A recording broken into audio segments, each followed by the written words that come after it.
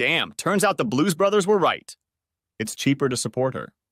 I owned my own business and she didn't work, so alimony was a given. I had two girls I loved more than my own life, so there was alimony and the pain of never seeing them. Plus, if she really wanted to mess with me, she could take half of my business in exchange for alimony. I'd end up having to survive on 30% of what I was making. I walked out of the law office depressed as hell. As usual, Charlene was 3 steps ahead of me when I caught up with her. I've been doing this for 8 months now and it hasn't hurt us. He's a damn good lover, no better, no more, just different. I don't think I could choose between you two if I had to. But think carefully before you do anything. Go see a lawyer. Your life is going to be hell if we break up, I'll make sure of that. I stared at her as she sat quietly on the couch describing my new life. Who was this woman? Surely she wasn't my wife, the woman I'd lived with for 14 years? The woman I depended on and trusted more than I'd ever trusted anyone in my entire life? At least now I won't have to sneak around.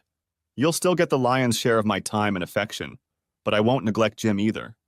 He has needs just like you. I'll work out a schedule. That was all I heard before I got up and walked out. She followed me with a squeal until we were on the street, but immediately stopped talking when she saw Mrs. Roseman, a sweet old lady who lived 2 houses down from us. I smiled and nodded as Charlene turned back to the house, hissing, "Get your ass over here!" Now. She watched me leave. I had been gone for 2 days. The smirk on her face when I returned almost made me turn around. The girls were completely enamored with me, and I loved them until bedtime. They were growing up fast. They were 13 and 11. After I saw the lawyer, I decided I would stay out of the way for now. She brought me a beer after they fell asleep. I put it on the table. I'll be damned if I'll ever drink anything she gives me again. I'm glad you came to your senses. I knew you would.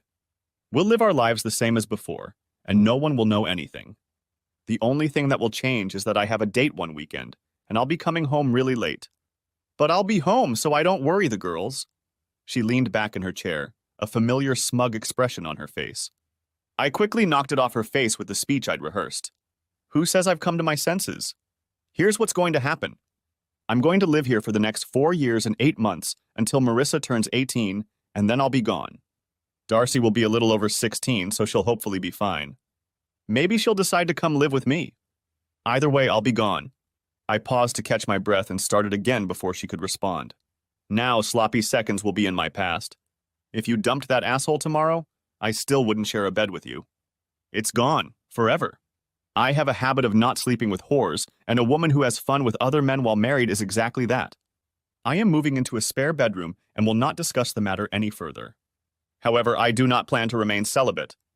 I have my own needs, and while I won't be looking, at least for a while, I won't refuse if offered unless she is married.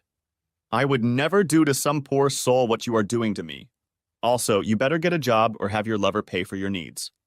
The girls will get whatever they want, but anything above living expenses will never go into our joint checking account again. I knew that last word hit me hard. Charlene had never seen a sale she didn't like. Her closets, yes, plural, contained clothes she never wore. She was gradually turning pale, but now she was furious. You asshole. I still love you and want to share a bed with you. This is just ridiculous. Things are going to stay the way they are. That's not an option. Now go get ready for bed. You know, if things don't work out with your mistress, you'll be popular at Patterson and Maine. Maybe you should think about that when you run out of play money. On the corner of this street in our small town, men would gather to find a date for the night. She ran off to the bedroom, remembering to lock the door. I waited a few minutes and opened it. She was lying on the bed with the phone in her hand. Startled, she dropped the phone and I, realizing who she was talking to, snatched it back. Hey, asshole. I have your number. I'll have your address soon. Maybe I'll track you down sometime and we can talk about what we have in common. Don't worry about me hurting you. Of course, you won't want to have a permanent relationship with her, knowing that she'll cheat on her lover at the first opportunity. He hung up and I put the phone in my pocket. She had already recovered and was about to leave when the girls showed up. They looked at the cracked door frame and asked what was wrong. Oh, you know, that door has been sticking lately? I think it's attracting moisture somehow. I'll fix it tomorrow. And you guys go to bed. Charlene didn't utter a word. When they left, she started to go in, but I stopped her. I'll keep your phone until tomorrow. And yes, I'll be checking your account on the computer. Good night. She hissed at me as I walked away. Good luck to you. My accounts are locked up tighter than Fort Knox. You're not getting anything, asshole. I grinned, knowing she'd forgotten about the keystroke logger we'd installed on the computer as soon as the kids were old enough to use it. I locked myself in my room, activated it, and pretty soon the printer was working. I had to add paper, but I got all her emails, all her search terms, and everything she had bought in the last year. She was stupid beyond belief. Better yet, he worked for the county as a permit checker. They met when Charlene went to get a permit to build my workshop, which was code word for man cave. Whenever the estrogen in the house got too strong, I would sequester myself in it, playing pool or watching sports on the 50-inch TV. I even had cable TV hooked up. She had to come back twice when I added things, which led to flirting, coffee, lunches, and she didn't seem to fight it much. In some cases, she took the lead. I locked up all the printouts, sent the photos and videos to my personal office computer, and went to bed, falling asleep surprisingly soundly. I got up, wide awake, at least it seemed that way to the girls, and made breakfast while they chatted about school, boys, music, boys, which boy band was the cutest, and which boy band had the best songs. It all blended together, and I hardly paid attention. After all, they were too young to seriously do anything about it, thank God. Marissa, a 13-year-old girl, was starting to develop, and the boys noticed it. We let her walk with groups, supervised by one parent or the other. Of course, they would pair up, and we would let them as long as they didn't do anything stupid. We did this in hopes that when they finally reached the age to date, they would have a little experience to lean on and not do anything stupid. Darcy, or Echo as we called her, because everything Marissa said she repeated, at 11 was still too young for such outings. But we made sure they had plenty of opportunities for supervised socializing. This was all on top of sports practice, dance lessons, band and drama club. One or the other car was always on the move. They were discussing their afternoon classes when I dropped the first bombshell. Sorry, girls, I have new responsibilities at work, so Mom will be your main chauffeur for a while. Since she's not working, I'm sure she'll be able to be there for you, right, sweeties? If looks could kill, I would have been reduced to a pile of ashes. Instead, she told the girls that they might have to ride with their friends sometimes. Why? What could be so important that you would leave your children to their own devices? If you need something done, you have all morning, don't you, girls? They instantly agreed. Yeah, Carol's mom is kind of creepy and Jenny's dad is staring at us. Please, Mom? Charlene was puzzled, and she didn't relent until they left. It seems I was right. All her little dates happened during the day. Her lover had to work. She started as soon as they got on the bus. If you're thinking, that's it. That's the difference between you and me. I think, and it usually comes with a big head. Lately, all your mental functions seem to be centered in your ass. Better start using your head while you still have a chance at kids. One more thing before I go, I hooked the house up to sound and video. Get that asshole in here and it'll all be online in an hour. Damn the consequences. Have a good day. She was still trying to talk when I walked out the door. Over lunch, I watched the videos, watching her freak out, ranting and trying to find the cameras. Luckily, even I didn't know where they were. The guy who installed them for me said if I knew, I could give them away. I did manage to listen to an interesting phone conversation, though. Several, actually. The first was addressed to her lover. He's being a total asshole, baby. He's ruined our afternoon and he says he's going to pull the plug. I checked this morning and he's canceled all my cards. Our bank balance is $280 and the $200 electric bill is due today via automatic transfer. We may have to resort to Plan B. He seemed uncomfortable with Plan B, whatever it was. Before we go that route, let's give it a few days to cool off. If we drop them now, I'll be on the hook just as badly as hubby, so we won't gain anything. Obviously, that wasn't the answer she'd hoped for. So much for love, huh? You solved the problem by allowing everything? How the hell am I supposed to do that, she said. He protested loudly. I do love you, but let's be practical. If we leave our spouses, everyone will know why. We'll be broke, you don't have a job, and mine is nothing to brag about. That way, until we pull the trigger, we'll be living in nice houses.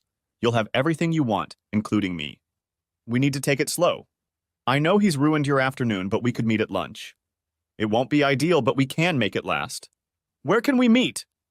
He ditched me, so I can't pay for a motel room, and I'm not sleeping with you in your office.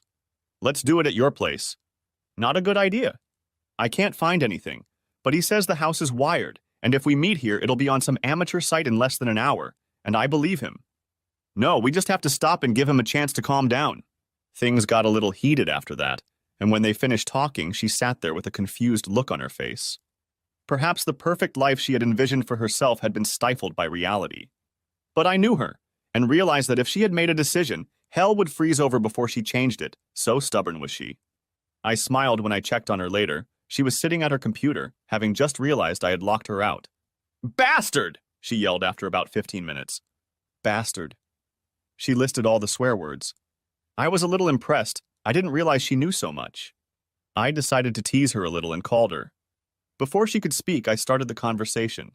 "Hi, honey," I said, my words literally oozing sarcasm. "Are you having a good day?"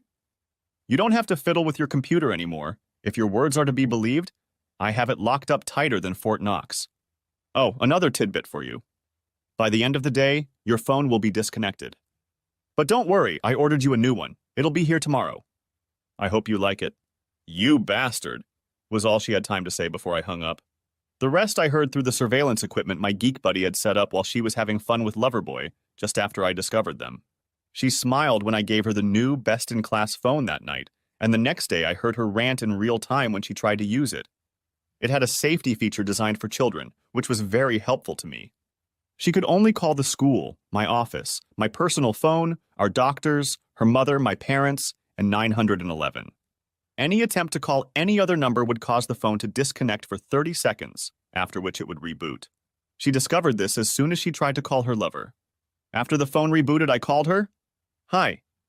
I guess you've already guessed that the phone doesn't work except for preset numbers.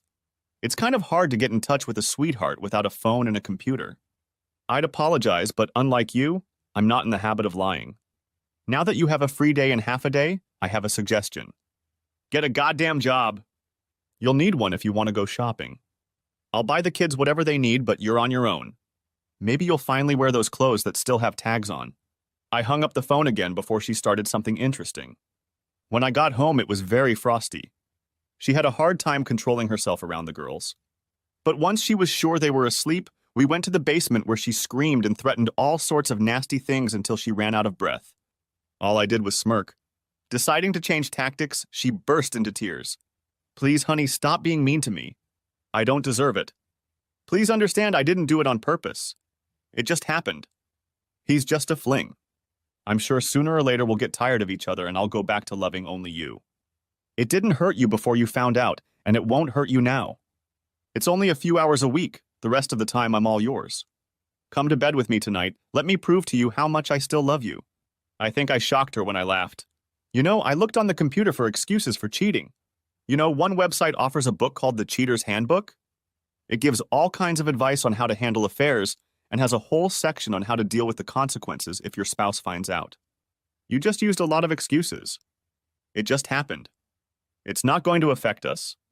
It's just an affair. It'll be over soon. And the best part is threatening to destroy his world if he doesn't agree. I watched the conflicting emotions run across her face. Before she could speak, I started again. "Let's stop for a moment. Let's say I agree to your program. What does that do for me? I will still pay all the bills, do all the things a married person does.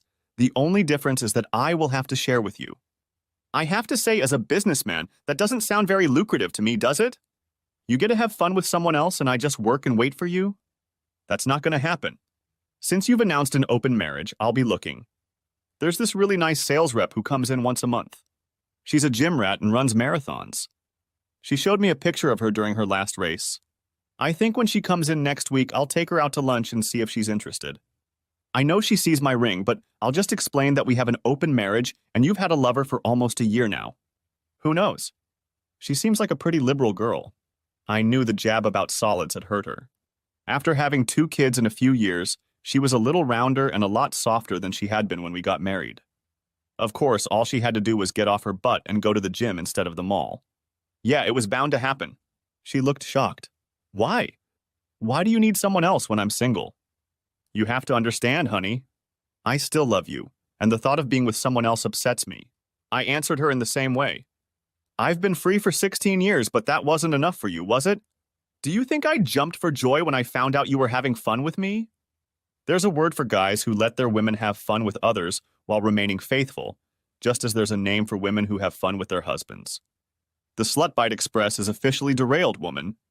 Might want to think about that." I'm going to bed. At least one of us has to work for now. She was still hissing as I left. Not being a complete idiot, I knew I needed a plan, and fast, before she really started trying to ruin my life. I had an old friend, our neighbor's son, who was a bit socially awkward as a kid. We were the only guys on the street, so we gravitated towards each other and even became friends. He was mildly autistic, high-functioning, and had a bit of a knack for computers and abstract problem-solving. If anyone could find a solution to my problems, it was him. He had been developing computer games since he was 14 and had sold his first one at 16.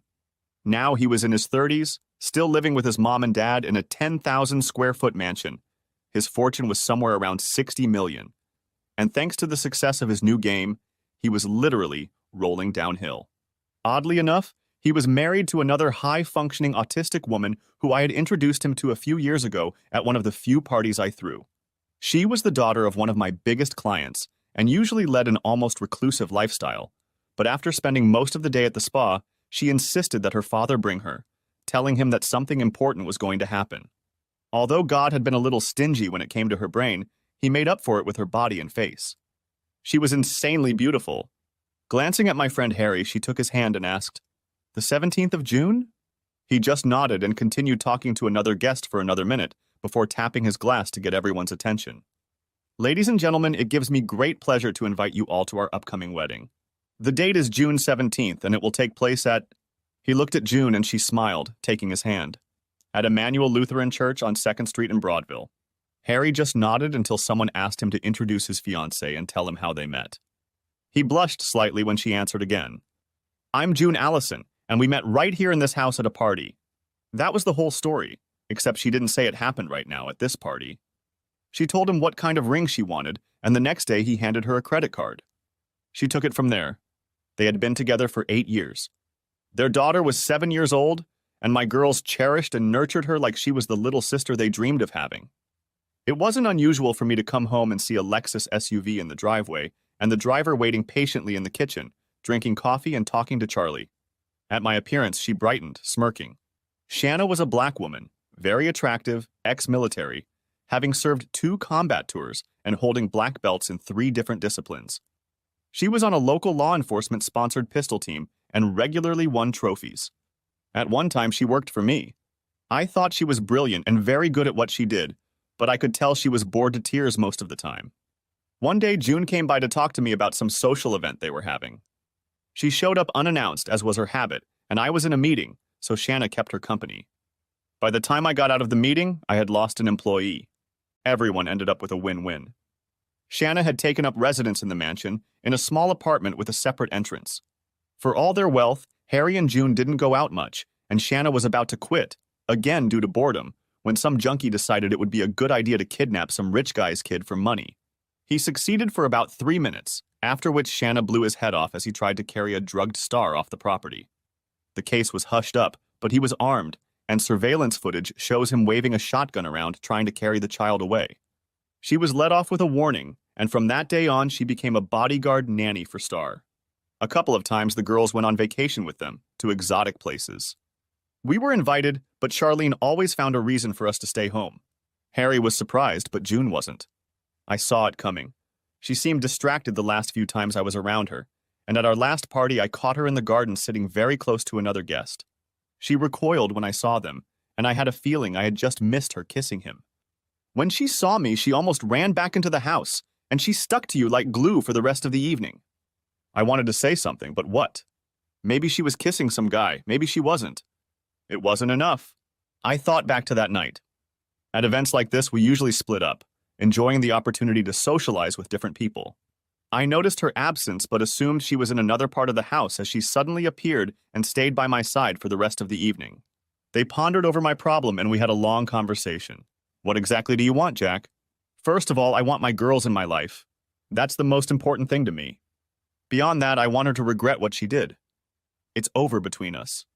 She doesn't realize it yet, but when she does, I fully expect things to be awful.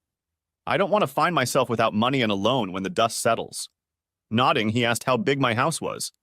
They'd been there often enough to know, but he didn't ask if he had no idea. We got the house at a very favorable price. It was in an older neighborhood with a large lot and lots of mature trees. We bought it for about 60% of the usual value because the owner was elderly and didn't care for it. She got enough from the sale to live out her days in a nice retirement home, and I got a 4,400 square foot two-story house with a full basement. We bought it when the girls were very young, so it was the only home they had ever known. For 5 years, we spent every spare dime we had on restoring it, and now it was worth twice what we had put into it. Charlie loved the place, and I knew she would do everything she could to keep it after our divorce. Things cleared up a bit when he asked about the basement. For all the work we had done on the house, we had left the basement alone with the vague idea of renovating it so the girls could entertain their friends there sometime later. By my calculations, the basement was almost 1,100 square feet. Remodel it, Jack. Make it into a nice apartment, even put in a separate driveway and do separate wiring. That way, it will be completely autonomous from the rest of the house. And then move in. If you divorce, you'll have your own home and full access to the kids. How can she object? Your lives will be completely separate. You will never have to see her unless you want to. I can't see any sane judge objecting to this plan, especially when children are involved. Man, why didn't I think of that? Because I'm a regular guy, that's why, not some autistic people with a collective IQ in the stratosphere. Shanna offered another option. I can kick her ass. I can kick his ass. I can screw up their lives in ways you can't even imagine, and it won't have anything to do with you in any way. Wow, that's some fire in his eyes. I have a feeling that if I take her out, it's going to get really, really ugly. Let's go with plan C, Shanna. I don't mind her being in a little pain, but she's the mother of my children. We'll do this first, okay? She didn't like it, but agreed, then went to check on the kids. She's got a little crush on you, Jack. Be careful now that you're about to be a bachelor. She's thinking about all sorts of things. I looked at June in surprise. I had always liked Shanna, but I had no idea she had these feelings. Anyway, it was pretty simple. The house was in my name only, which was necessary since I was the only one receiving income at the time of purchase. I consulted with several contractors and architects before I found the plan I liked best. On the advice of a lawyer, I tempered Charlie's fervor a bit by giving her an allowance. Not unlimited, but enough to go out to lunch with her friends and do a little shopping. I also took her Mercedes in for repairs, installing a GPS and anti-theft system. With it, I could remotely shut off the engine from my phone or computer. I noticed that her lunches had become a bit long and drawn out. She would have lunch with friends and then slip away to a friend's house to spend an hour or two in the bedroom with her lover. The next time she drove to lunch, I followed the GPS, and as soon as she headed toward her love nest, I shut the car off. She called me in a panic. Jack, the car is stalled and won't start. I'm stuck. Where are you? She had to tell me where she was, across town from our house. What are you doing there? I was going to stop by Beverly's. We went shopping the other day and I left my bag in her car. Isn't Beverly at work? Yes, but she left the bag in the garage. I savored the moment. Try starting the car again, Charlie. I bet it'll start right up. She did, and drove about 5 blocks before she stalled again. When she called back, I told her that the best thing she could do was try to get home. She didn't immediately understand, but drove home, surprised that the car never shut off. When it happened 2 more times, she realized what was wrong. I later recorded her screaming tirade, including her telling Marissa to get the hell out of the room when she tried to calm her down. The look of hurt in our child's eyes calmed her down, but the damage was done. Things were pretty calm between them after that. When she asked about the basement, I said it was finally time to set it up for the girls. They would soon be at the age where they would need space. She took that as me agreeing with her lifestyle. Charlie spent some of her money to buy a phone I found and put a bug on it. Looks like trouble was brewing in paradise. Apparently, they were planning to leave their spouses and settle into domestic bliss in my house, with me paying most of the bills. My behavior had caused some confusion in their plans. Maybe we should call the whole thing off, at least for a while. He's not reacting the way we'd hoped, and I'm afraid he's going to do something drastic. He snorted derisively. He's just a weakling. You're holding him by the hair because of the kids. You know he won't do anything to hurt them. She sighed. Maybe not them, but us for sure. I've seen him at work, and he can be very ruthless when he needs to be. He's made my life very difficult, but he hasn't done anything drastic yet. You're a different matter. You have a very public job, you work for the county. A county official having an affair with the wife of a prominent local businessman is newsworthy. When the paper gets wind of it, you'll be on your ass before the ink is dry, and where would we be then? How would you explain it to your wife? Or have you already told her you're leaving her for another woman? There was a rather long silence. and there was a distinct note in her tone when she spoke. I thought I wasn't. Man, tell her. Before my husband does. And just because he hasn't jumped you yet doesn't mean he won't.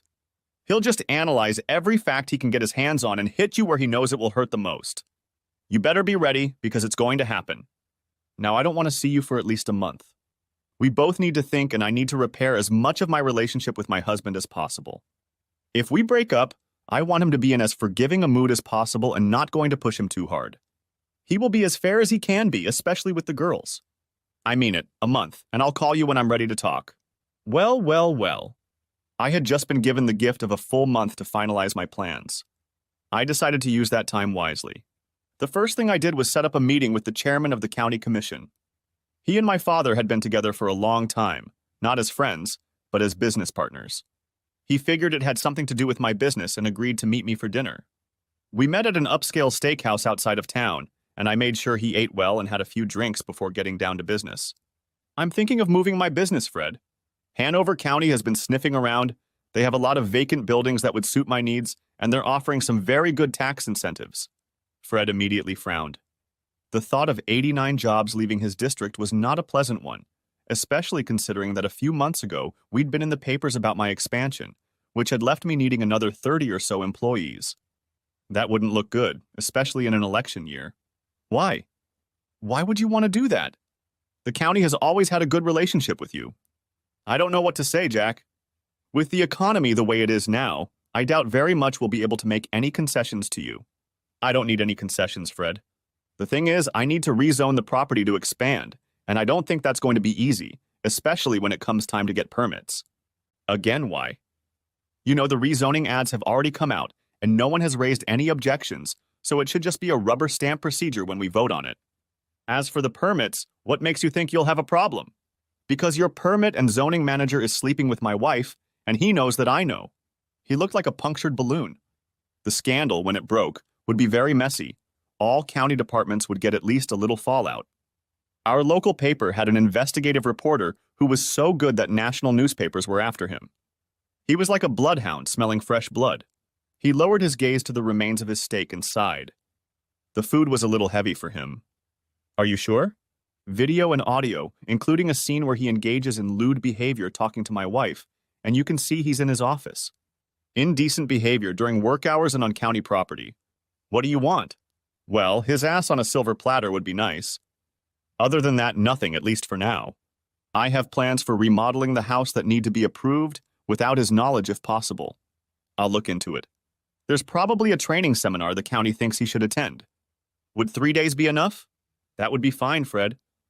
I'll wait until after the election, but then I'll burn it. You realize that, don't you? That will give you plenty of time to find an excuse to get rid of him before I start. We parted, knowing that our relationship had changed forever. From now on, he would dread waiting for me to ask to see him. Another relationship ruined because of Charlie. The seminar did take place, and I got the contractor to do all the paperwork in his name. They started the next day. Charlie didn't show much interest. I suspect she had other concerns. To her credit, she tried to rekindle our relationship. She made a long speech about how she was bored, that the kids had outgrown her, and she felt less attractive as a woman. She assured me that she made no excuses for her behavior, that she just happened to encounter a predator at a low point in her life, and that it wouldn't happen again. Really? What's going to happen in a few years when the girls grow up and go to college and start building their lives, and you're sitting here staring at four walls and bored out of your mind? You know, instead of ruining our marriage, you could volunteer at some charity organization, join a book club, or get a real job. It would have given you a purpose to put your energy into, but instead you chose a buddy for fun. How's that working out for you? I won't touch you. Our relationship is on life support, and it's only a matter of time until it dies. We won't leave with a bang, more like a whimper. I urge you to think about life after marriage. Well, at least for me, because it will happen. She ran out of the room in tears. Over the next few weeks, she became a model wife and mother. We went out as a family, even taking the kids to Disney for a long weekend. I hated it, but the girls and even Charlie seemed to enjoy it. The only time things got bad was when we went to bed. I rented a room with 2 double beds, making it clear that we wouldn't be sharing. She was already hinting at divorce when I handed her the separation papers. Knowing that a confrontation would not be pretty, I picked the girls up from school a little early and took them to the park. They were no longer infants and realized something was wrong. They also guessed it was about the other person. They just didn't know which parent was at fault. I gently explained that their mother and I weren't getting along well, and I was moving out. They burst into tears, hugging me and begging me to stay. I hugged them until they calmed down. I'm not going far away, my little ones. I could never live without you. But I'm moving out of my house and into a new apartment I built in the basement. Technically, I'll still live in the house, but completely self-contained. That's why I put twin beds in the second bedroom. It's not as nice as your rooms are now, but it will always be there for you. Here are your keys. Just please don't put them in your mother's hands. They were a little amused when I promised that on Saturday they could go shopping and decorate the room however they wanted. Since I didn't know what was in store for them, I sent the girls down to the basement when we got home, telling them to check their room and see what she needed. When Charlie met me at the door, screaming at the top of her lungs, I knew I had made the right decision. She became so loud that the neighbors called the police. On the advice of my lawyer, I never entered the house, even though it was wired for sound and vision. I showed the police officer a copy of the divorce papers when she asked what caused the argument. I quickly stopped her when I saw a flicker of judgment in her eyes. Yes, I prepared them to make sure things were going smoothly. It may or may not turn into a divorce, but my attorney advised me to do it to document the process. And while you can't ask, this is about adultery. Hers, not mine. If you don't believe me, I can show you videos and pictures. She looked at Charlie, who was turning several interesting shades of red.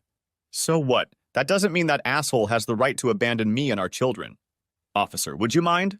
I made her follow me around the house and unlocked the gate and the fence I'd erected. Charlie followed me and demanded to go in too, but the policeman, showing wisdom, asked her to stay outside for a moment. I showed her the apartment. She was impressed until we opened the door to the girls' room and saw them huddled together on the bed, crying quietly. They rushed into my arms and I spent several minutes soothing them. Shh. Mommy's just having a bad day. I'm sure she's calmed down by now, right, officer? The officer nodded grimly and then smiled at the girls. Your dad is right. She's much calmer already. Your daddy and I will go back and talk to her some more to make sure. She said goodbye to them, and we got to talking as soon as we got outside. You must be feeling pretty bad right now. But you got through it. You did the right thing for your girls. I have no advice for you other than to always put your kids first. If my first husband had been half the man you are, I probably wouldn't still hate him. When we returned, Charlie was much calmer and assured the officer that she no longer had to react to her angry outbursts. The fact that she loved me so much was breaking her heart. I'll tell you the same thing I told him. Put the welfare of your children first. How you behave during this will determine how they look at both of you for the rest of your lives. And ma'am, this is just a divorce. It's a long way from the divorce stage. I can't answer the question of going to court to get it annulled. You need a lawyer for that. Good luck to both of you. She waved at the officer as she pulled away, then turned to me and hissed. Living room. Now. She strode into the house, and I took the opportunity to walk around the house, close the gate behind me, and go inside. I put 2 deadbolts and 3 latches on the top door. She would have to use a battering ram to get inside. It was the same on the newly installed lower door, plus I chose it for soundproofing. She could stand upstairs and scream at the top of her voice and we would never know it. The girls stayed with me until bedtime. I assured them that Mom was okay now, and as soon as they came out, I called out to her. Shut up and listen. In a few seconds, the girls will be coming through the front door. How you behave with them now may determine how close you will be in later life. So do the same thing I did. Humble yourself and think about them. I hung up the phone. The girls never called. Apparently the night went smoothly. Charlie did hire a lawyer using up the card I'd left her and got a hearing in the judge's office. She was a woman in her early 40s with tired eyes. Seeing families tearing each other apart and constantly using their children as pawns must take a lot out of a person. Mr. Sayers, why did you file for divorce? Because, Your Honor, my wife is currently involved with another man, by her own admission, for at least 9 months now. When I found out about it, she said she had no intention of ending the affair, and I would just have to live with it. Perhaps I could do that if it were just the 2 of us, but we have 2 girls, ages 11 and 13, and I wasn't sure I wanted to introduce them to this lifestyle at such a tender age. If my wife disputes any of this, I can provide you with video and audio evidence, Your Honor, all of it legally obtained. She looked at Charlie, who hung his head. Turning to me, she seemed to smile slightly. I heard you moved out of the house, Mr. Sayers. How far would you estimate you are from your daughters? 26 paces, ma'am. I remodeled our basement, turning it into an apartment. It's completely separate from the rest of the house. I have no reason to enter the house by invitation only, and my wife has the same restrictions. By invitation only. She turned to Charlie. Well, it looks like you're going to have to make some decisions, Mrs. Sayers. If you really want to save your marriage, you should reflect on your recent decisions. If this were a divorce, I would advise you to see a counselor. However, this is just a trial separation, and you can get back together at the end of it. So I don't see the point or find any legal reason to overturn it, so I wouldn't schedule it. The separation papers were duly filed, so they remain valid. After 90 days, he can extend it, revoke it, or file for divorce. I wish you both the best of luck. We were led out of the office and into the parking lot. You're really mad, aren't you? What a stupid question. Yes, but not to that extent.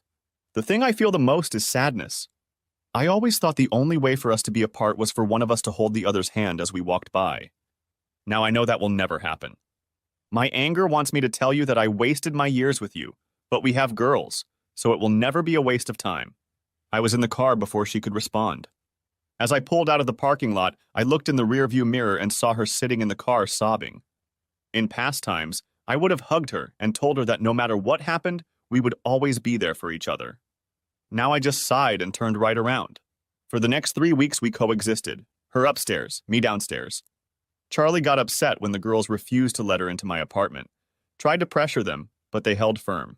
Finally, one day I knocked on her door. She seemed surprised to see me. I hadn't seen or spoken to her since the trial. Before she could speak, I gave her instructions. Follow my lead. The girls learned how to cook on the gas grill and made us dinner. So follow me and don't ruin their dinner. She obediently followed me. The girls, wearing big aprons and chef's caps they had gotten somewhere, hugged her and led her to our picnic table where we fed them herb-roasted chicken, grilled vegetables, corn on the cob, and tomato salad. They even had a dessert, a cheesecake they made from a mix. Charlie, to her credit, didn't say anything bad, complimented the girls on their cooking skills, and helped her put the dishes away. Echo showed her around the apartment, including their room. Marissa had made a habit of sleeping downstairs most of the time. Echo only stayed upstairs on weekends. I knew the apartment was much smaller than what they were used to, so as a compromise, I limited their access to the man cave. They hooked up a game system to a monster TV, and on Fridays and Saturdays they had friends over for the night, camping out on air mattresses. Mostly they were girls, but sometimes boys would come over for the evening, and a mom or two would stay with them until the boys left. Sometimes it was Charlie. Most of the time it was pizza, but every once in a while the girls would grill under my supervision, mostly hamburgers and hot dogs. But if there wasn't much, chicken or pork. Summer was approaching, school was almost out, so I splurged and bought a huge in-ground pool that made them more popular than ever. Most parents knew about our life but never commented. Some moms hinted, and one outright said she wouldn't mind getting involved. I thanked them as graciously as possible and promised to keep them in mind if I was ever without a date. It pissed Charlie off, especially when they did it in her presence. One night, after the parents and kids had left, she told me off hard. What were you thinking? That slut climbed into your lap while you were eating. Do you know how ashamed I was? Not really. Do you think it's as embarrassing as finding out your spouse is having fun with someone else and all her friends know and even provide alibis and places to further destroy the marriage? If so, I can emphasize. Also, we may have been a little close, but it was pretty crowded at the picnic table, and her daughter and both of mine were right next to us. Charlie looked shocked. For all her carefully thought-out plans, she hadn't expected to have to deal with a situation like this. Of course, it was all nonsense. I wasn't going to do anything that would serve as a weapon for her in the divorce when it came through. But it still felt good to pull her chain. I tried to avoid any contact with Charlie, though I still monitored her phone calls and videotaped her daily life. Apparently, the fact that she had 2 lovers anytime she wanted and none for 3 months kept her busy. After a while, it was funny, but in many ways, it was also sad. After her release, she often cried in her sleep. She still had her cell phone and didn't know that I had put it on a wiretap and removed the restrictions from her regular phone. I remember the shock on her face when the telemarketer called her, and she hurriedly called everyone she could remember to make sure the phone was completely serviceable. She took it as a sign that I was thawing out and things were getting better, not as a death blow to our marriage.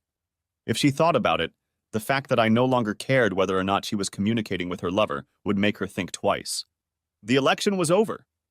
The county manager resigned, and the new appointee promised the commissioners that he would clean the fat out of all county budgets. Bob was quietly let go. He caved to the manager and addressed the county commissioners. They met him in the conference room and showed him the clip I had given them, where he goes into great detail about what he's going to do to Charlie the next time they get together. That's it, Bob. The owner of that video has threatened to make it public and sue the district for allowing the manager to have an affair and use the district's computers and phones for games. Unusual games? All we have to do to make this stop is fire you without a recommendation. If we don't, we'll all be embarrassed. Probably have to pay that person a lot of money to keep the matter quiet, and we'll make sure you get as many charges as our attorney thinks we can bring. Your chances of ever working in another county or municipality will be reduced to zero, and jobs in the private sector in any management capacity will be very, very hard to find. Do us all a favor, Bob. Consider the lesson learned and walk away. He had no choice, and the local paper didn't even write about his departure. Basically, he just disappeared. Charlie called me, wavering between anger and remorse. Did you have to do that? He has little kids. How is he going to support them? Shouldn't he have thought about all this before he decided sleeping with you was a good idea? And I feel sorry for his kids, but his wife has a pretty good job right now, and she should be okay with child support. His wife is a stay-at-home mom. Not anymore. I think she has an accounting degree, and a local company hired her pretty quickly. I hear it's a pretty good job. Who would hire a man who hasn't worked in 6 years and give him such a good job? Me, said I before hanging up. Bob's wife was a chubby, pretty woman with a perpetual smile on her face. It took me shattering her world to finally knock the hubris off of it. What am I going to do now? This was the only income we had. How am I going to take care of my kids? Her oldest was in school, and the 3-year-old was busy trying to climb on top of me while I tickled her. You're going to go to work for me. Rumor has it I'm not a bad boss. Even if you don't want to, I'll help you.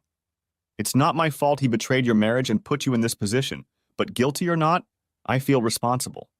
This offer doesn't commit you to anything. My kids are older and already know, but it still affects them deeply. I'm doing my best to minimize the pain, but I can't take it away. That's in case you want to leave, of course. If you want to support him, I will pray for you. But I have to tell you that it all seems too smooth and practical for this to be his first time. I thank you for your patience, and I apologize for the information I had to give you. If you decide to get a divorce, I can help you with the proof.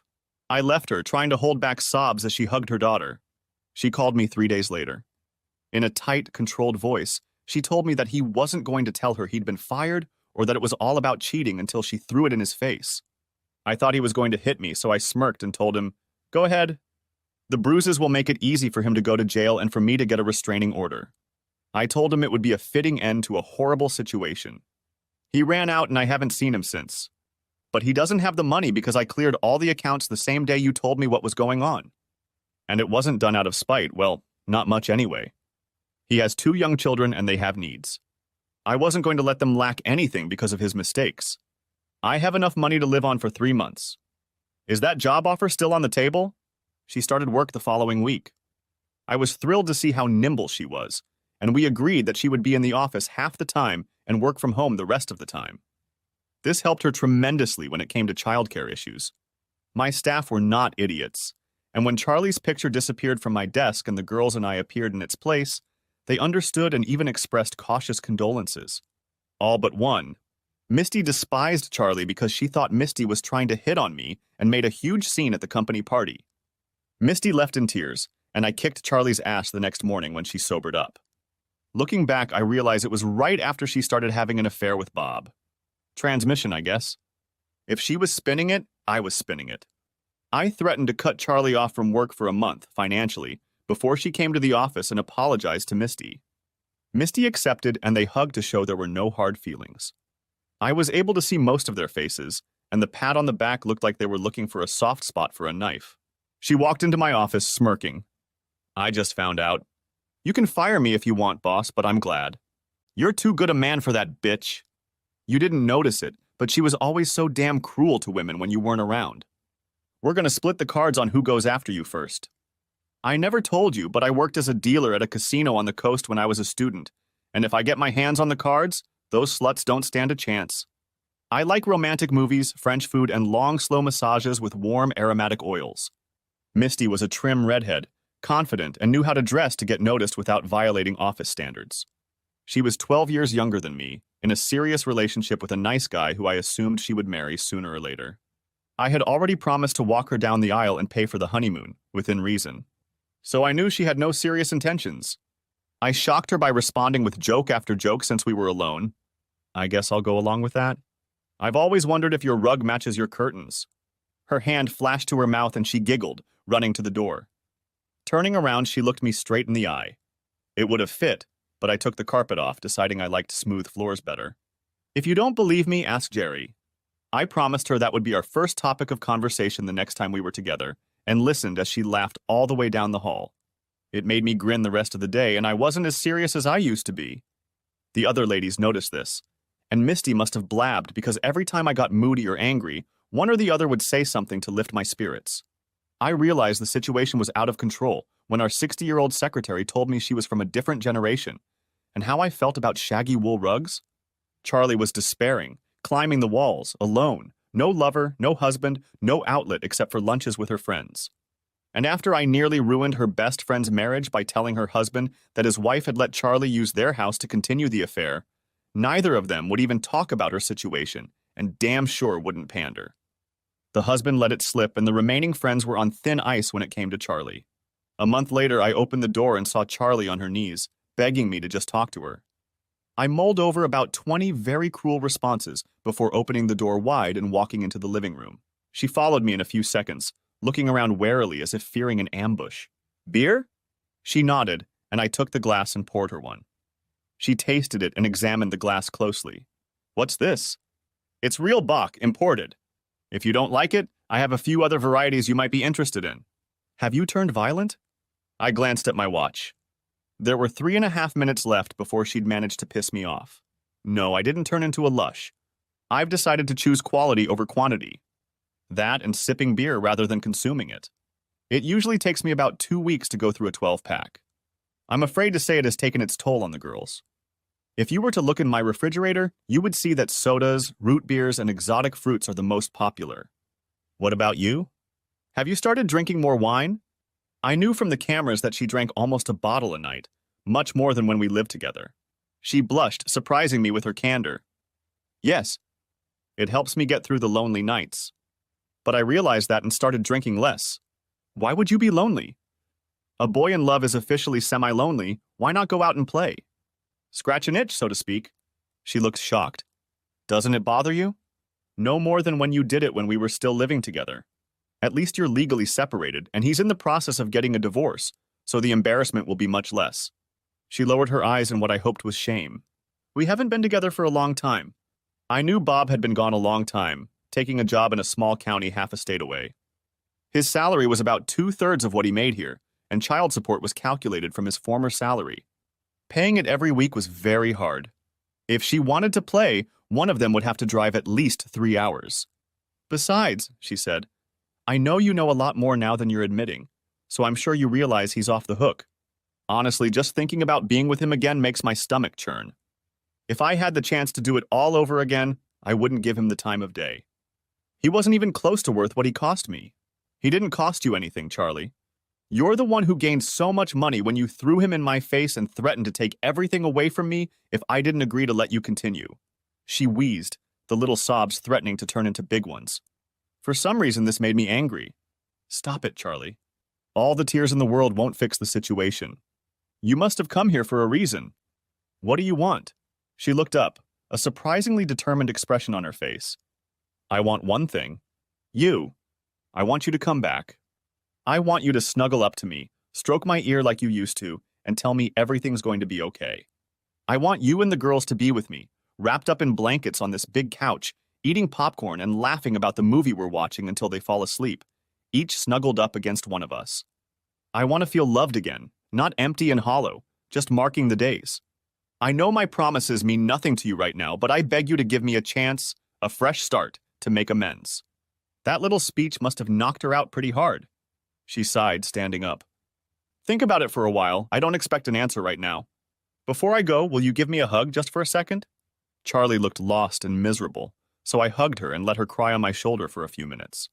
Finally, she pulled away, thanked me, and left. I sat on the couch for another long time until Marissa came in and asked where dinner was. I pointed to the menu posted on the corkboard near the refrigerator. Pick one. She must have called Darcy because she came downstairs and had a long discussion about Chinese food, fried chicken, pizza, or hamburgers before settling on a Creole dish. You can call your mom and see if she wants to join us.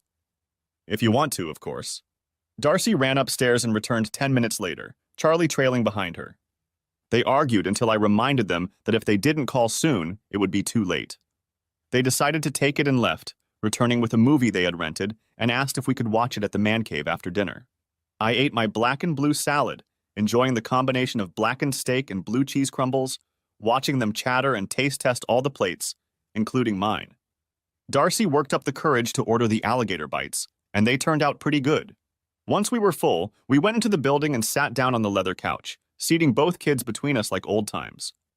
They chose a novel and I laughed at it until Darcy poked me in the ribs, telling me to shut up so they could enjoy it. Neither girl saw the ending until the next day because they both fell asleep snuggled up against us. When I looked over, I saw Charlie crying softly, trying not to wake Marissa. We kissed them, and I sent them home to their mother's house, saying I wanted to stay there for a while. Everyone, even Charlie, kissed me goodnight as they left. I still sat there for a long time thinking, would I ever be able to trust her again? What would I do if I did and she turned out to be a bitch again? Would my heart be able to take another blow like that?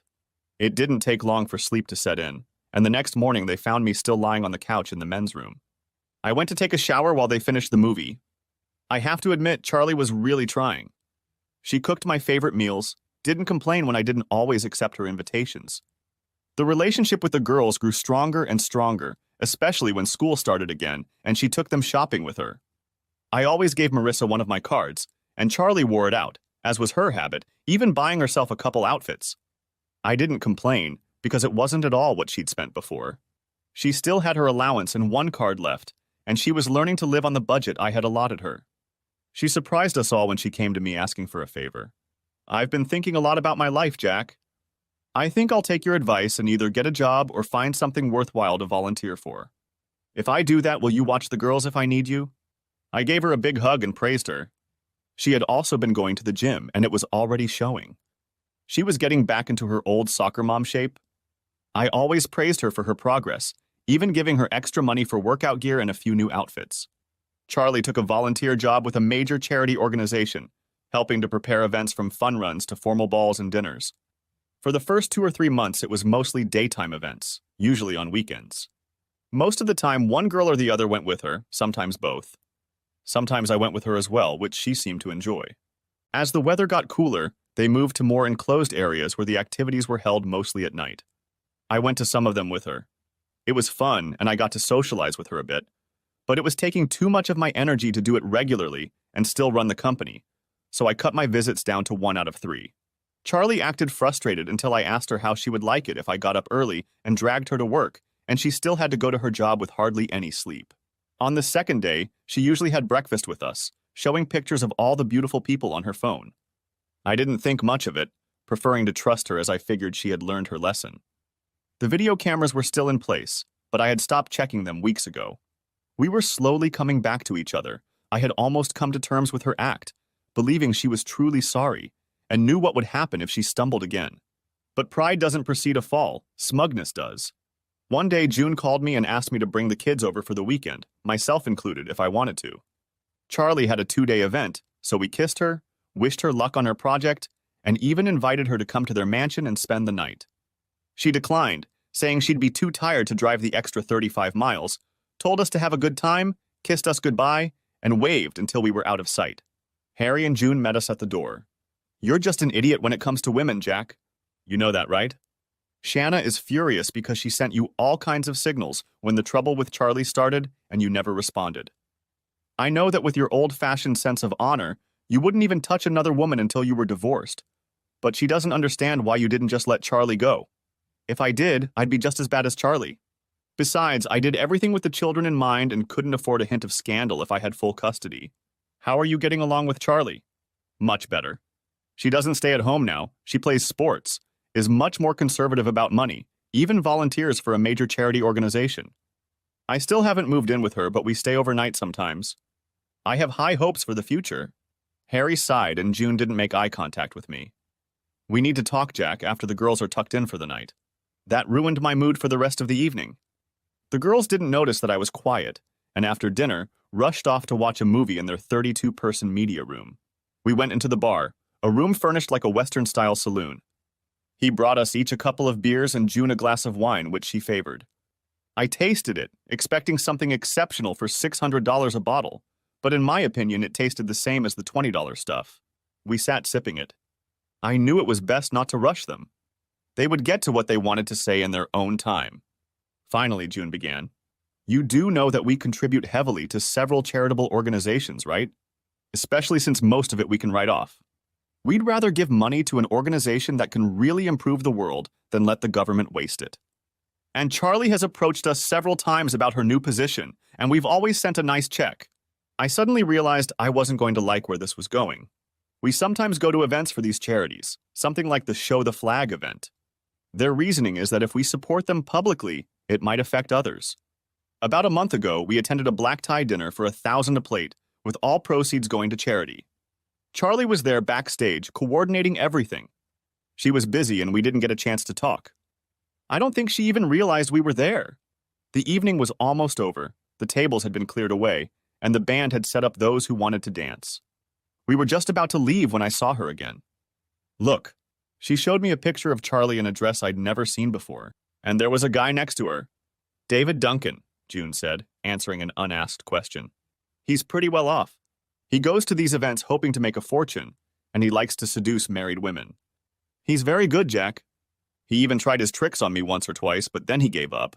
I took advantage of the facilities, went back to Harry, showed him the picture, and we sort of blended into the scenery, which isn't that hard in a crowd of 500 people. The men all dressed in tuxedos, the women in dresses. We got a few more pictures, all in inappropriate poses, some worse than others. That's why we wanted you here. This is not our life, but you are one of our oldest friends, so we decided to tell you. What you do with this information is up to you. We just didn't want you to make the same mistake again. Most couples would never have spoken up, following some obscure belief that the bearers of bad news shouldn't get involved, and then, when things went to hell, would have pounced on you with sympathy and support. However, these people were true friends, and the slight change in their way of thinking made them speak up now to give me information and time to think about the choice. If there was a way to reconfigure the rest of the world to their way of thinking, it would probably get a lot better. I nodded, sinking into thought. The first betrayal had hurt me badly, but this, after everything we'd been through and all the promises she'd made, had hurt me deeply. Without a doubt, our marriage was over. The emotions hadn't had time to subside yet, so I thanked Harry and June, bowed out, and went to bed. I figured I'd be up half the night, but when my head touched the pillow, I passed out like a light. My eyes opened at 6, and I lay pondering what I should do. The divorce was back on, no doubt about it. I would call the lawyer on Monday and get into action. I didn't know when I'd tell Charlie or the girls about it, but I wasn't going to waste much time. It was time to move on. I'll go my way, she'll go hers. I'll live in the basement until Marissa graduates, and maybe Darcy will come with me when I move out.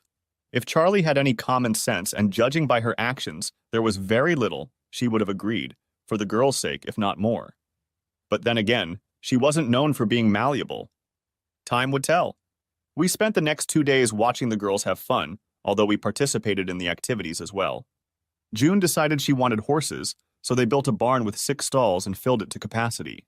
I was a little apprehensive about such huge animals, but the ones they acquired were known for their intelligence and gentle disposition. Harry discovered he was allergic to horses, so June, Shanna, the girls and I got in the saddle and spent a pleasant morning walking around the neighborhood. June had booked a picnic in the gazebo by their favorite pond, a body of water that might as well have been a small lake. Harry met us there with fishing rods, and I bowed out, fishing for a few hours before heading back.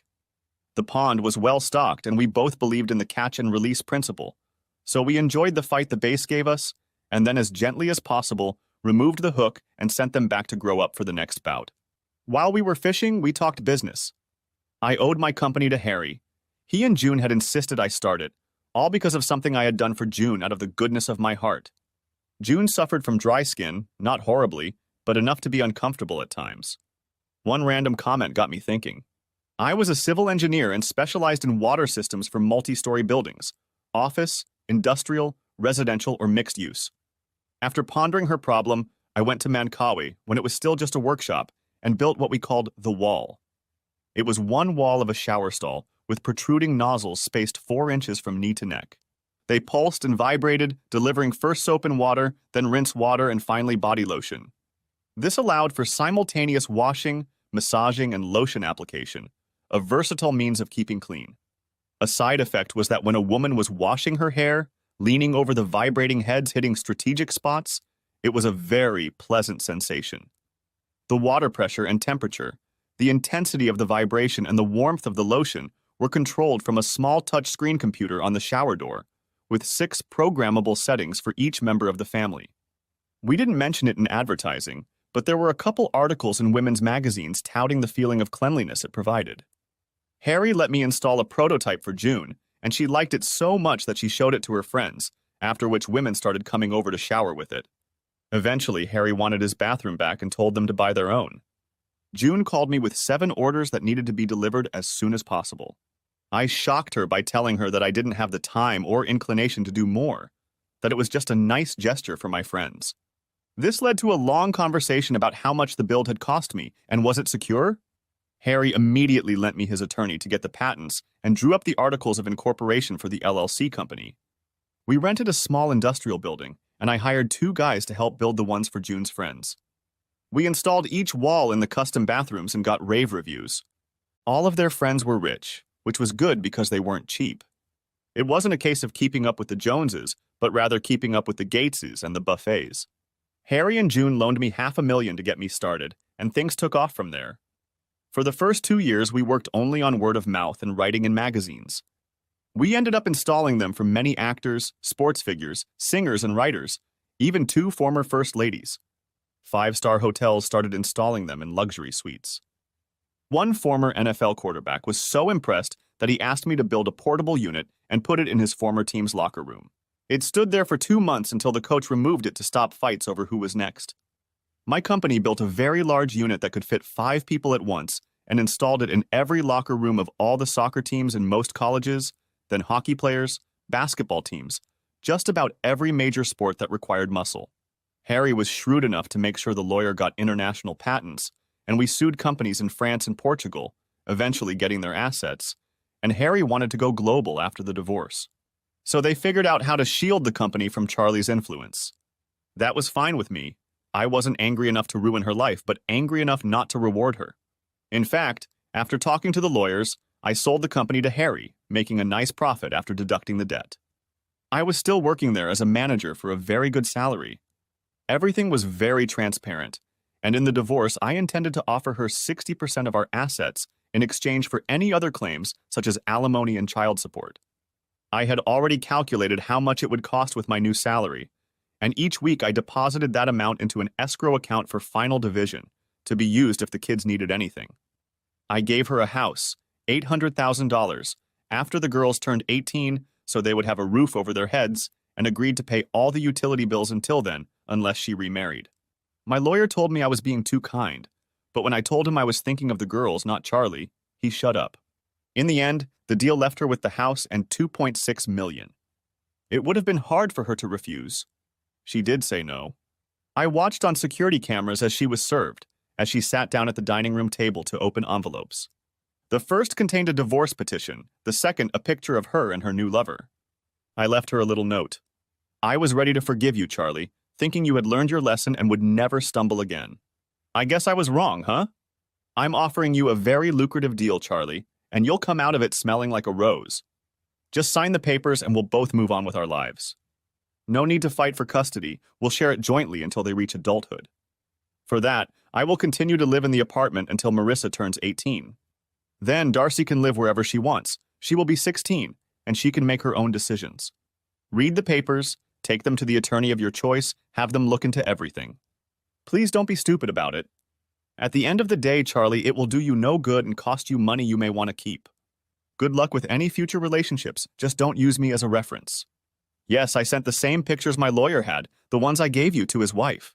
Be careful. This is an attachment alienation state, and a good attorney can easily take most of your new divorce settlement amount. Let's hope she's not that harsh.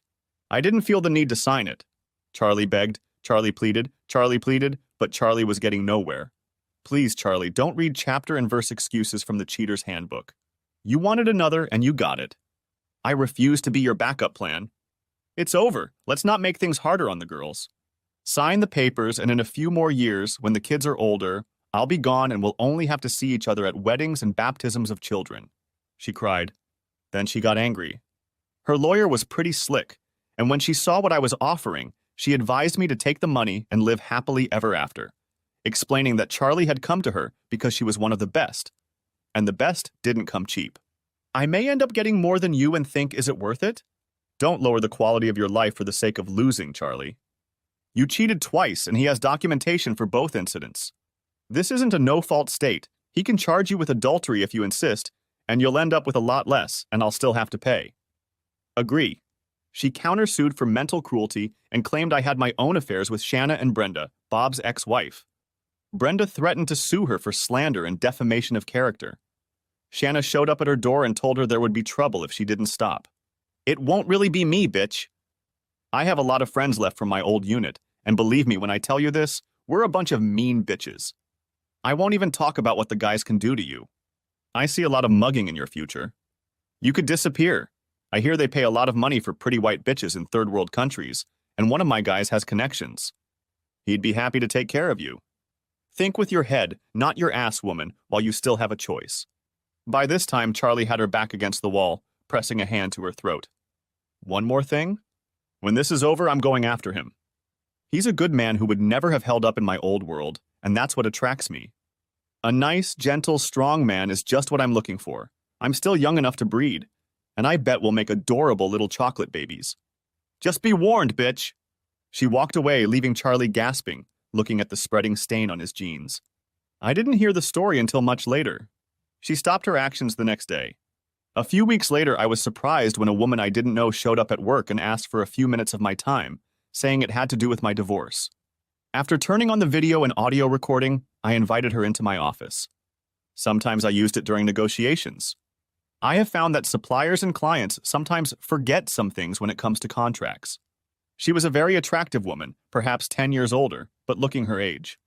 I stood up and shook her hand, walking over to the couch next to the conference table. I wanted to put her at ease. I'm sorry to come unannounced, Mr. Sayers. I'm Barbara Duncan. I believe your wife knows my husband. It was clear. It was her husband who was having fun with Charlie. I took her hand. I find myself in the awkward position of having to apologize for my wife's actions, Mrs. Duncan. She shook her head. I'm sure it's not your fault, and I know it's not mine. They were two grown men, both, as I found out, with a history of adultery. They probably seduced each other. I'm here to ask a favor. It seems you have photos and testimony that I could use in my divorce. Would you mind sharing them? Give me the name of your attorney and I'll send them over. She sighed. I don't have one yet. When things went south, he emptied all the bills, leaving me with just enough for a house and clothes for our son. I wasn't working and my future looked bleak. Once again, I found myself in the unusual position of having to clean up the mess my wife had made. I dialed the number, asking her to hold on. John? I've got another customer for you. The asshole's wife. Give me a time and I'll send her over. And John, I'm paying. Why don't you give me a discount? What? That's what I thought, you greedy bastard.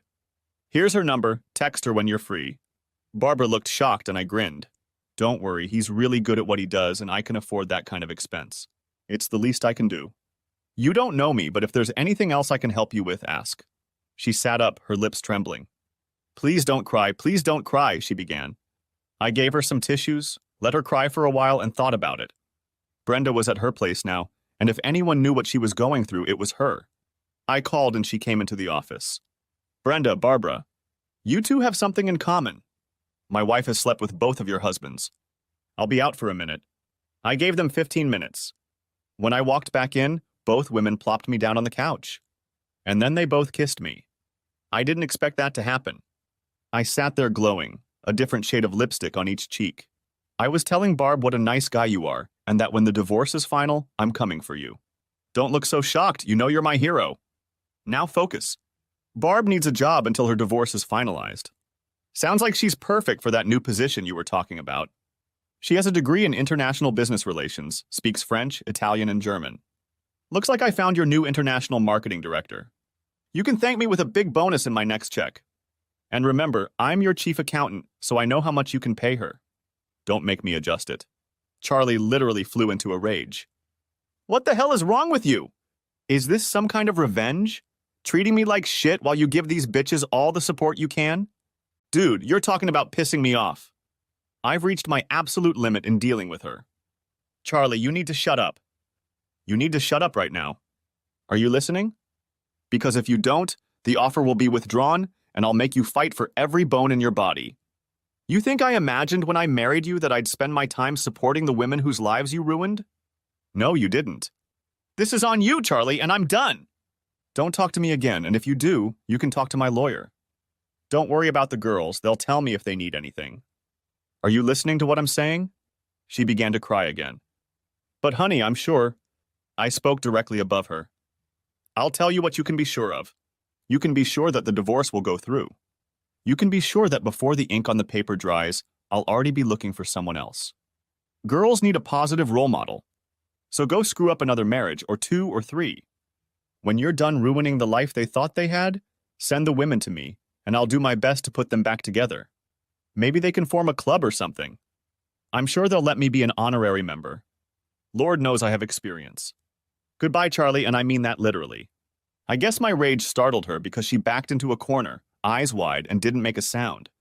I didn't even close the door when I left. The girls hated it. I tried to shield them, but somehow they found out. They didn't see their mother for 3 weeks until I talked them into a weekend away. She's still your mother. She hasn't betrayed you, and she still loves you. I'm sure not seeing you is killing her.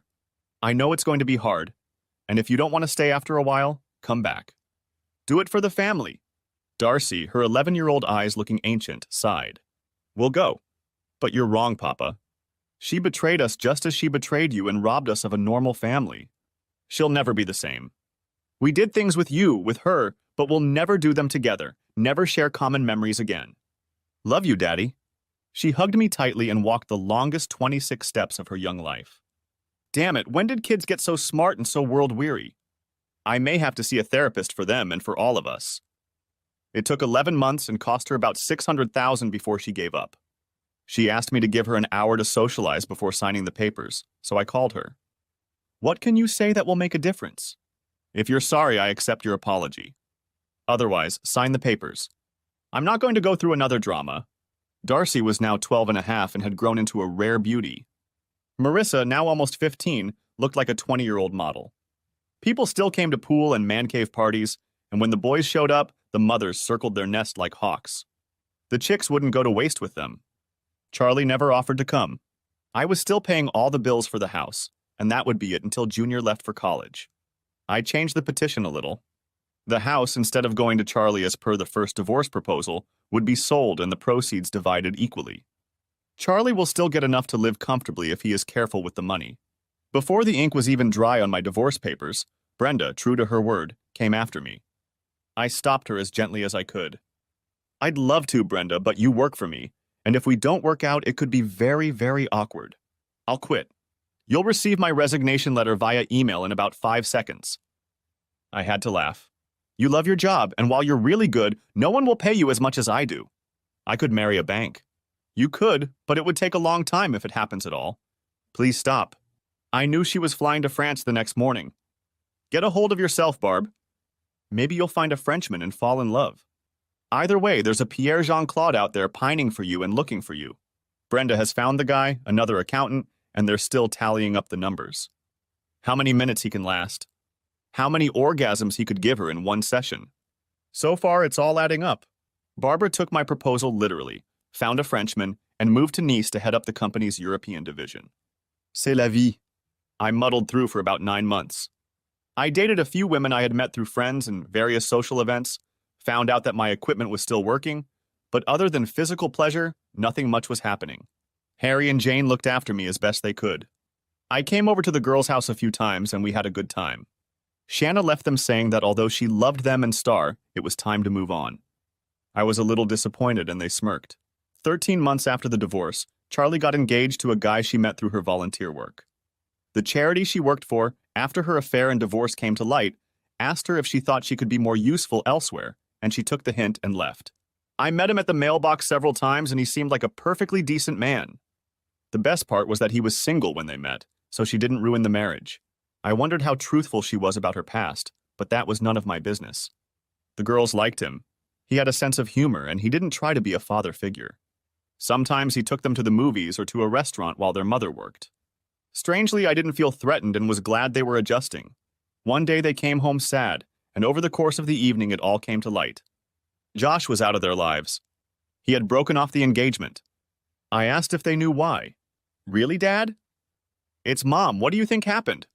I'd gotten used to it enough that I didn't shake with disgust when confronted by Charlie, could talk to her politely, but didn't encourage her. I'd long ago removed all the surveillance equipment because it was no longer my business, but admittedly, I was tempted to turn it back on when Josh showed up. Was she still making the same faces and noises she'd made during our intimacy? Had she started trying harder with him? Thankfully, I didn't give in to temptation. 17 months after the divorce, I came home and saw an old friend sitting on my couch. Shanna was in town and had stopped by to see the girls. Marissa was 16, I bought her a milestone car, and she was telling her about it. I didn't expect her to choose a four-wheel drive Jeep, but it was much safer than most of the cars the teenage girls wanted, so I agreed. She and Darcy were very popular at school, and they always had friends underfoot, and this way their opponents could travel together. I thought later that her choice had a lot to do with Shanna. When she was younger, the latter drove a car very similar to the one she had chosen. Darcy jumped up to me. Daddy, guess what? Shanna wants to take us camping. Star is going to come with us. Can we go? It was unexpected. Darcy was just a girl, and I couldn't imagine her sleeping on the ground or getting dirty. Shanna sat back and grinned. I grinned back. I haven't seen you in almost 2 years, and this is how you came back? Kidnap my kids and leave me abandoned? Her grin grew even wider. You can come over. In fact, I'll probably need some help. Darcy is allowed 2 girlfriends, Marissa 2 and Star 2. Managing 9 girls between the ages of 10 and 16 may be beyond me. I doubt there is anything you can't handle. You organize them like a military camp. I don't think you'll have any trouble. Come with us, Daddy. We'll need someone to carry things and cook meals. You don't expect us to do that, do you? I mean, we'll be on vacation. My oldest daughter grinned as she finished. I went off to order pizza while they sat over Darcy's laptop looking at expensive camping gear. I had a feeling it was going to cost me a tidy sum. Shanna stopped by every 2 or 3 days right up until the trip to check on what they had bought and if they needed to take it with them. She had them dismantle and put up 3 tents until they learned to do it blindfolded. Star was often with her, already showing that she had inherited her parents' brains and her mother's looks. I hadn't spoken to Charlie in months. She'd had a few men over, and she always sent the girls to my place on the nights she had dates. I couldn't escape the thought that she wasn't much of a role model right now, but the girls were pretty cool about it. One day she called and wanted to talk to me about girls. My alarm system went off. This couldn't have been good news. I met her at the front door. She went straight to what was on her mind. Stop turning my girls against me. I'm sick to death of hearing about Shanna. She can do this, she can do that, she blah blah blah. It took me a second to find my voice, and a little more to calm down enough to sound reasonable. At first I laughed. And this is coming from a woman who's had a whole parade of lovers in the last few months? You think girls are stupid enough to think you've been playing backgammon all night? Damn, what a hypocrite you are, Charlie. But you know what? I tried to stay out of your business, Charlie, so stay out of mine. You look like shit. The expression rode hard and got wet comes to mind. Get your ass back to the gym, get your hair done, take care of yourself, at least for the girls. Anything else on your mind? Well then have a brilliant day and leave me alone. I walked away from her shocked, and what made it even more cake decorating was that just then Shanna pulled up. There was clapping from the girls who jumped outside when they saw Shanna pull up. It was amusing to watch Miss Super Control blush. Why did you do that? I smiled. Because I've always wanted to, and believe me, it surpassed all my fantasies about you. Honestly, I wanted to do it for the shock of some people. And I'd really like to try it again, to make sure that the feeling I had wasn't just a one-time thing. They went out bringing salads, and I put their steaks and baked potatoes on plates. After dinner, they hurried back into the house, leaving me to deal with the mess. I checked and rechecked everything on the list Shanna had given me. How could something that took so long to coordinate be fun? Shanna put Star and her 2 friends in her four-wheeler, Marissa put her 2 friends in hers, and Darcy and her buddies in hers. It was pretty crowded. Me? I was driving one of the support trucks, with the back piled high with gear. A support vehicle, according to Shanna. It took 4 hours to get there, but it was worth it. We were completely isolated. It took 30 minutes to get to the bathhouse. If they had to go sooner, they would have to imitate a bear. Shanna took command, handing out orders, and 4 tents grew out of the ground. I was instructed to put the food into bear-proof containers, which did not make me feel warm and fuzzy. The coolers would be locked in the cars overnight, and Shanna had bear repellent that she sprayed in large doses around the tent and cars. Next, I was to assemble the charcoal grill we had brought with us. By lunchtime, everything was ready to go. Lunch consisted of cold appetizers and sodas. The girl giggled and looked out over the lake. While they put on their bathing suits, I drove back to the marina, got the keys to the biggest pontoon boat they had, and went through an hour-long briefing. It was huge and designed for 18 adults, so I figured 9 girls and 2 adults wouldn't tax it. The next morning, we had to make breakfast. I was pretty good with the grill, but Shanna took over breakfast, delegating everything to the older girls. Soon the air was filled with the sounds of sausages roasting, and I was chopping peppers, onions, and ham for an omelet. Shanna brought out the biggest cast-iron skillet I'd ever seen, heated the oil, and made the best pancakes I'd ever tasted, with buckwheat flour and fresh blueberries. We got full, and then Shanna got everyone to help clean up, washing dishes, picking up trash, putting away utensils and food until it looked like we'd never been here. Shanna got a couple fishing rods and went down to the lake with each girl in tow, and then taught each one how to fish. There were lots of small bream in the cove, so everyone caught something different. We took endless pictures, and the girls never failed to let me know that we would be visiting places like Academy or Dick's very soon. We lazed around until almost lunchtime and then drove back to the marina. Shanna made them wear sneakers and cover up their swimsuits with shorts and t-shirts. They figured it was because we took them to a restaurant on the marina for lunch. Oddly enough, they served Italian food there, and plates of spaghetti, ravioli, huge meatballs, and other assorted dishes were shared. Little girls have a knack for getting their hands full. We took them for a walk down to the piers to admire the boats. There was much squealing when they realized the big boat was meant for them, and they clattered aboard, groaning when Shanna made them put on life jackets. "We have a student driver," she said, grinning. "Best not to take any chances." We rocked slowly until everyone was comfortable. The girls only laughed. "Relax, sweetheart. I was a hormonal teenager once, and so were you, but much later than I was. They're just having fun. But if they get close again, they're all yours." She thought for a second and went on deck. I heard it echo across the lake and she came back, grinning and adjusting her top. I didn't say a word. We anchored in the cove, and I discovered the best thing on the boat. A sliding board to drive off the side of the boat into the water, and a little pump that fed water to the board to make it easier. Soon they were coming off the board 2 at a time, screaming as they flew up into the air. One little girl kept to herself, and it turned out that she couldn't swim. The others were empathetic enough to suggest they stop, a rather adult thing to do for such small children, but Shanna saved the day.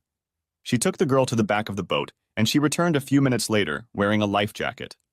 Shanna climbed up the ladder with her, and they went down together. I don't know who screamed more, Shanna or Vicky. The cove was pretty shallow, with a nice little beach, and we docked at the shore when they got tired of tying them up. We chopped wood and got the cooler out, and soon they were roasting sausages and marshmallows while sipping sodas. Shanna kept Vicky at bay, talking quietly to her, and after a few minutes I looked up when Vicky's dog swam past me. Later, we were sitting on the boat with our legs hanging off the side by side, when I walked over and gently kissed her cheek. Her smile lit up the twilight. For what? For helping Vicky. You're going to be a supermom. Tears came to her eyes and she jumped out of the boat and swam into the bay, looking out over the canal. When she finally arrived, I helped her untangle the girls, cleaned up after them, made sure the fire was put out, and we slowly swam back to the dock. Did I do something to offend you? If so, you know I didn't mean it, and I apologize. She stroked my cheek, smiling a gentle smile. You didn't say anything wrong, sweetie. You just gave me a compliment that no one has ever given me before. I just didn't know how to take it. She leaned against me with her whole body, holding my hand. I couldn't remember the last time I'd been so pleased. We had a light dinner that the girls had prepared, insisting that Shanna and I relax, so we sat in camp chairs and snuggled. Shanna told me about her new job. She had co-owned a security firm with 3 of her fellow veterans and seemed to be succeeding, although she didn't enjoy the irregular hours and travel as much as she thought she would. I told her about selling the company, much to her surprise. It doesn't bother me. It all started out as me just trying to help a friend, and Harry and June more or less forcefully dragged me into it. They're good, loyal friends, but I didn't really like it, and money didn't mean that much to me. I just wanted to have enough money to provide a good life for my family and later for my girls. She sighed and took my hand. I know you don't show it, but Charlie hurt you more than you can show. I was married once myself. I loved the guy and considered him my life partner until I came back from a business trip and found out he was divorcing me for what I thought was a good friend, and she was 6 months pregnant. At least he had the decency to wait until I got home, but it still hurt. I was a little shocked. She had never mentioned this before, and it made me sad. Charlie had taught me a lot about pain management, so I could understand. We lay in the chairs until dinner was served. I was really glad my girls had learned how to use the grill, because most of the others were clueless. Shanna and I did the dishes, and the girls sat around the fire, singing along to one of Marissa's friends on the guitar. It sounded good, sitting in the dark with no one around to appreciate your abilities. We tried to wear down the pontoon, and the girls were adamant that we should get one of our own as gifts for both birthdays combined. I did not resist the suggestion in the slightest. I lay there in the tent in the middle of the desert and realized that I was the happiest I had been in a very, very long time, and fell asleep with a smile. The girls picked us up and we went out to face the world. After everything was packed up, we looked around to make sure we had left the campground better than we found it, and left, taking with us memories that will last a lifetime. I'm sure everything had been planned. Marissa got behind the wheel of Shanna's SUV, another girl got behind the wheel of hers, and Shanna came with me. We drove, holding hands, not feeling the need to talk. An hour away from home, Shanna finally spoke. I've been thinking about this for years, to tell you the truth. We could go home, date, dance around how we feel about each other, but I'll cut to the chase and give you some options. You're going to love me. You will marry me. You'll give me a few more children to love besides Star and our girls.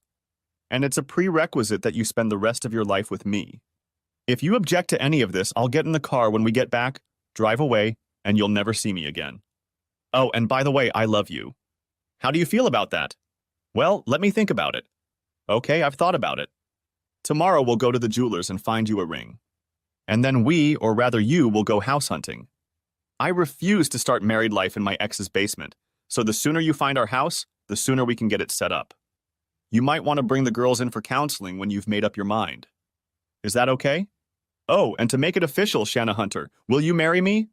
She sat like that for a few seconds until the tears started. Then the tears were replaced with a smug look. She texted someone and asked me to stop right then and there. I thought the girl driving Marissa's Jeep was about to crash, so fast she pulled over. Shanna jumped out of the truck, rushed around and pulled me out before I could get out myself. Marissa appeared to still be holding her phone, and I looked at the message. Operation was a success. Great job, troops. I looked at her and she grinned, blushing. Oops. You weren't supposed to see that, she said, hugging me again.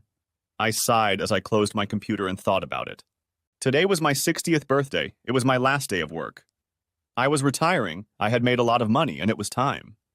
Darcy turned out to be a cog in math and business, so she started working for Harry when she got her MBA, and 3 years ago she moved to him to learn the business from the ground up before taking over as global CEO. Marissa followed in my footsteps by getting an engineering degree and specializing in bridge construction, a career that has taken her around the world. She found a life partner and they adopted 2 little girls, my only grandchildren to date. Darcy was still married to her work, although she seemed to have become very close to an engineer she met through her sister. My musings were interrupted when my wife walked in with our twin daughters in her arms. They were graduating high school soon and had chosen different colleges, wanting to live apart for a change.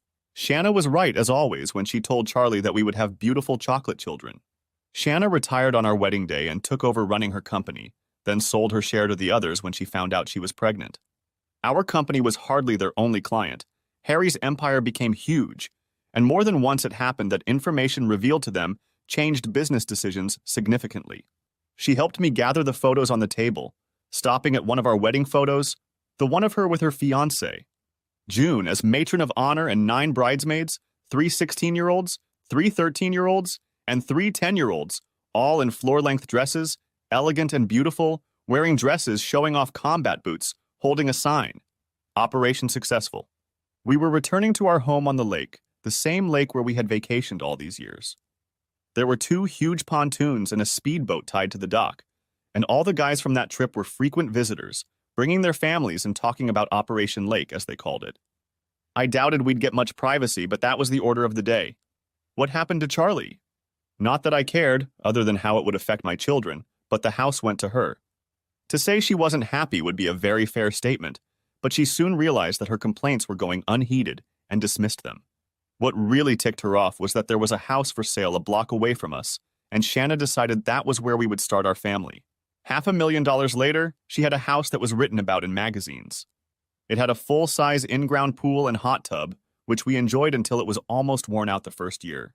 Custody was never a problem because the girls were within walking distance of each house, although they preferred to stay with us most of the time, especially after their sisters were born. After all, they were almost grown by then. Charlie married twice more. The first one broke up after 2 years because, surprise, surprise, she was caught cheating. Luckily, she had the good sense to get a prenup, so she was protected. Just for fun, Brenda and Barb tracked down the wife and offered her a job. I heard they have the second house open and use the basement as a playroom, so maybe she got what she wanted all those years ago. We see her from time to time, but she's quiet, still harboring resentment. Time has not been as favorable to her as it could have been, and her age is taking its toll. Old habits die hard, I guess, and she still likes the mall better than the gym. Dad, hurry up. If we start now, we'll still have time to swim at the lake for an hour or two. I grinned, picked up my box, and walked out with my family to start the best part of my life's journey. Thanks for watching. I hope you enjoyed it. So subscribe to my channel and watch the next video.